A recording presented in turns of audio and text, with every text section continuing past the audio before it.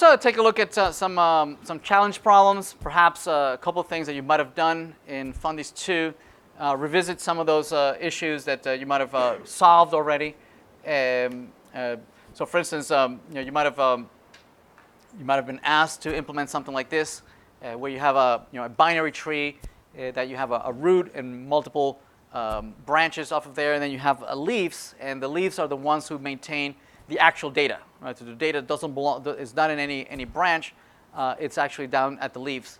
And you're asked to, for instance, sum the values. Right? Go and iterate over this data structure. Right? Find all the leaves, and as you go, just add all the values in each one of the nodes. The solution typically would involve perhaps to use some recursive solution where you perhaps recurse all the way down from the left-hand side and down to the right-hand side up until you get to the bottom where you have no more children, and then you recursively come back up, and then you follow some other branch. Yes, so it probably entails some kind of recursion. This particular type of problem tries to go against a little bit of what our strategy was, that we basically said, okay, well, I can always do the compromise of pay with space to gain time. Yes? Right? If I do that compromise, that's a great strategy. Well, not always. Right? Here, we'll see that perhaps some algorithms that might be very well performant, they might actually run out of space. Right? Especially if if you're using some recursive solution that you're using the stack as a mechanism to remember where you are and some arguments that you pass along the stack. The stacks are perhaps very small, yes, and it's very easy to run out of space. Especially if you're accumulating multiple recursions and you have to remember all these things in the stack, right? So the implementation of this binary tree might look something like this. You have all the nodes and the branches, right, implemented with left and right hand side of each one of the nodes, and you would recursively implement the sum values as the sum of each one of your trees, subtrees on the left and the right hand side, right, and each one would call its own implementation of sum values, which would remember, right, to come back at some point and then go back with the results of the summation of either side. And the actual values at the bottom of these leaves, right, the leaves would actually have the value. It would stop the recursion and come back with the value which would be used by your parent who called you, and now it has values from the left-hand side, right-hand side. You can add them, and then return again to the parent call. Yes? Right? So you've probably done this in Fundies. But, right, if you have fairly large trees that are fairly deep, right, it could be that you very easily would run out of stack space, right? Because you need to be able to remember, all these values that you're storing, as you wait for your children to come back. Yes, and the deeper you go, the more you're putting more values onto the stack that at some point you're going to have to pop off the stack, right? As you return from all these recursions down the leaves. Yes, but eventually these stacks are usually some small fraction of the entire memory space. Yes, so that it's very easily that you're going to run out of stack space, right?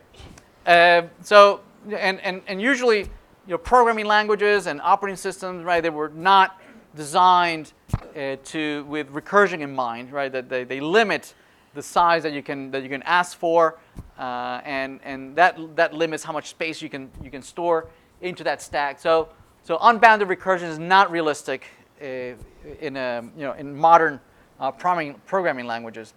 So the function call stack is way too small. At some point you're going to run out of it, and the program is going to have to abort, right, and give you an out of stack exception, right? So right, you're now have a failure. So how do I avoid this failure? So in Fundies 2, you took a look at a couple of solutions, right? A couple of alternatives. It says, well, instead of doing this recursion, why don't I follow the links, right? And go along this, right? And create my own stack. Perhaps create an alternative stack that I can maintain myself. And so instead of using the stack, the implicit stack of when you call a function, instead, right, I'm going to create my own stack. Yes? And I'm going to do my own pushes and my own pops. Now this new stack I'm maintaining it, so it's going to be instantiated against the memory of the entire memory as opposed to the memory of each one of the function calls. Yes? Right, so it's going to be much larger stack, and ideally I'm not going to run out of space. Yes? It's something that I'm allocating against the RAM as opposed to allocating against a limited stack that I have in a function call. Yes? Right? So in this strategy, you looked at implementing things such as breadth first search and depth first search.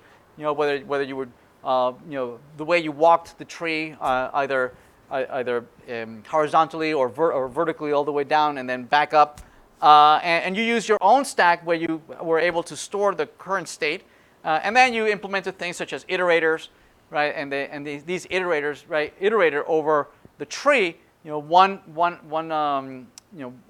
node at a time, and then the values, the way you remembered where you were left off is by pushing or popping from this stack that you maintained. Right? Now this was a great solution. It didn't rely on the limitation of recursion of functions having to remember the call stack, so certainly this was able to circumvent some of the limitations of the allocation of memory, right? That you manage it yourself as opposed to using the implicit use. So not always we're looking to improve or minimize time.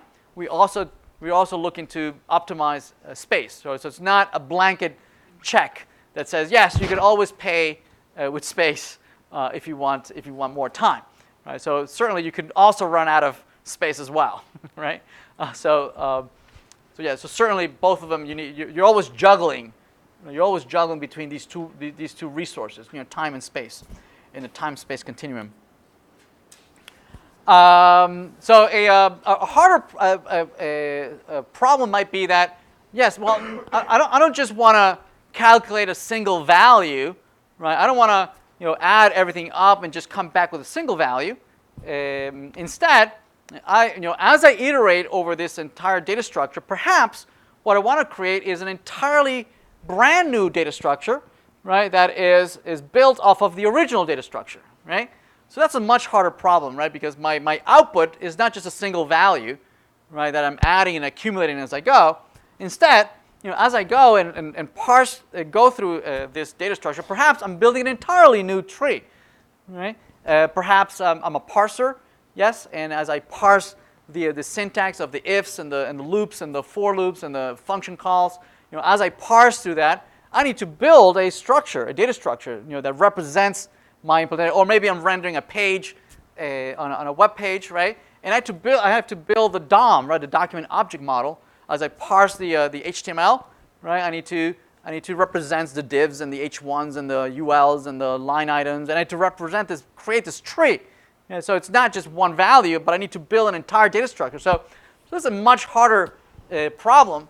And so the iterator pattern here perhaps is not, it's not enough, right?